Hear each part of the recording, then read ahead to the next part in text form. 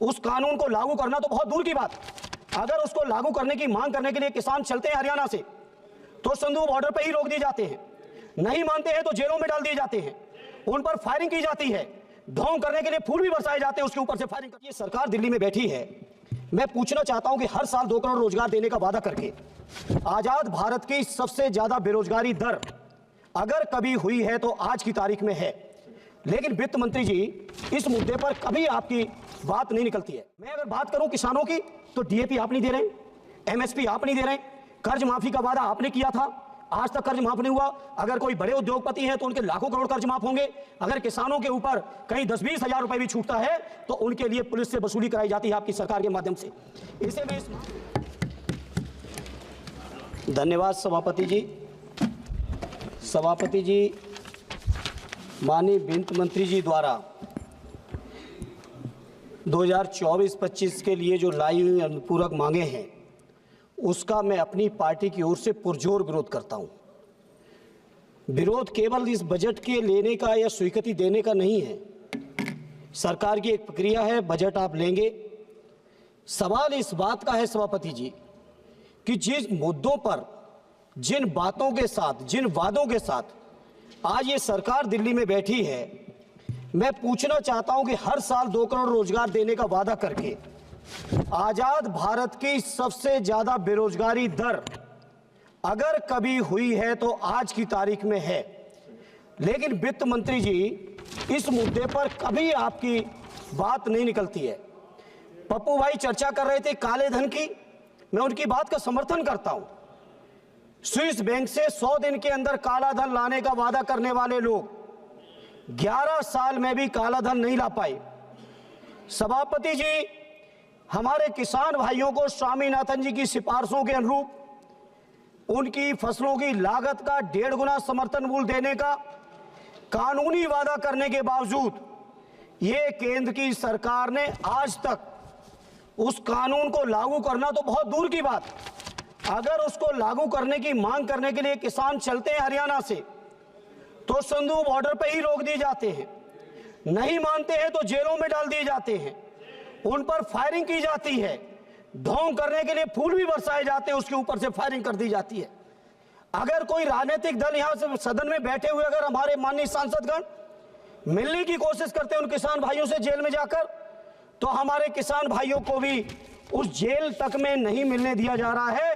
किसानों के ऊपर ऐसा तांडव या तो अंग्रेजों के शासन में कभी हुआ रहा होगा या आज भारतीय जनता पार्टी के शासन में हो रहा है। वित्त मंत्री जी, इस बात का मुझे बड़ा अफसोस है, एमएसपी आपने नहीं जारी की, आपने तकरीबन सारे विभागों के लिए बजट में अनुपूरक मांगे की हैं, लगभग 102 मदों में मांग की है, और मैं 102 मदों में जितनी भी मांगे हैं सब पे तो प्रकाश नहीं डाल पाऊंगा, समय नहीं दे पाएंगे सभापति जी, लेकिन जिन जिन पे भी नजर दौड़ाई आपने कहीं काम नहीं किया। किसानों की बात करो, जी मैं आपको देख रहा हूं जी, प्लीज। मैं अगर बात करूं किसानों की तो डीएपी आप नहीं दे रहे, एमएसपी आप नहीं दे रहे, कर्ज माफी का वादा आपने किया था, आज तक कर्ज माफ नहीं हुआ। अगर कोई बड़े उद्योगपति हैं तो उनके लाखों करोड़ कर्ज माफ होंगे, अगर किसानों के ऊपर कहीं 10-20 हजार रुपए भी छूटता है तो उनके लिए पुलिस से वसूली कराई जाती है आपकी सरकार के माध्यम से।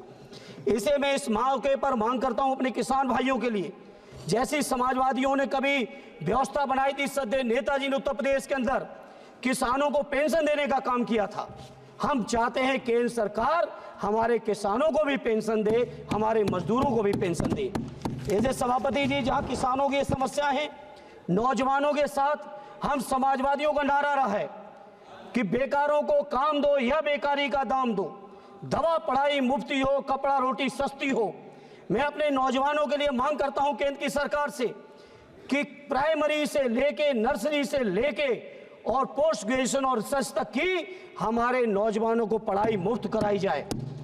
हमारे नौजवान न केवल पढ़ने के बाद जिस तरह से भटक रहे हैं, रोजगार के नाम पे लाठी खा रहे हैं, इलाहाबाद में अलग लाठी चल रही है, लखनऊ में 69 रियासत शिक्षक अलग लाठी खा रहे हैं, देश के अलग अलग इलाकों में अलग अलग लाठी खा रहे हैं, उनके नौजवानों को लाठी ना मिले बल्कि सरकार की ओर से नियुक्ति पत्र मिले, ये हमारी आपसे प्रार्थना है। आज उत्तर प्रदेश के अंदर अकेले हम बात करें 2 लाख से ज्यादा शिक्षकों के पद खाली पड़े हैं, तो ये केंद्र की सरकार के लोग जवाब दें, आखिर उन पदों को कब भरने का काम करेंगे। पेट्रोलियम के दाम के नाम पर लगातार, ये सही है कि प्रधानमंत्री जी की बात का विश्वास देश की जनता ने किया, उनकी बातें, उनके भाषण पे लोगों ने भरोसा किया, हमें विपक्ष के होने के बावजूद स्वीकार करने में संकोच नहीं है। लेकिन वित्त मंत्री जी जब इतना भरोसा किया है तो आखिर उस भरोसे को पूरा करने की जिम्मेदारी किसकी है। इसलिए मैं आज आपसे कहना चाहता हूं, पेट्रोलियम के दामों का सवाल है, जब यूपीए की सरकार थी सभापति जी, तो बहुत लंबी लंबी बातें की गई। उस समय पेट्रोल का दाम केवल 70 रुपए था 14 में, और आज बढ़ के 100 रुपए हो गया। सभापति जी अभी तो शुरुआत कर पाए हैं, कृपा करिए। डीजल का दाम केवल 57 रुपए था उस समय, आज 90 रुपए है। सभापति जी इसी तरह से I will decide whether it is a warning or final. I will decide, please. No, I have given him a lot of opportunities.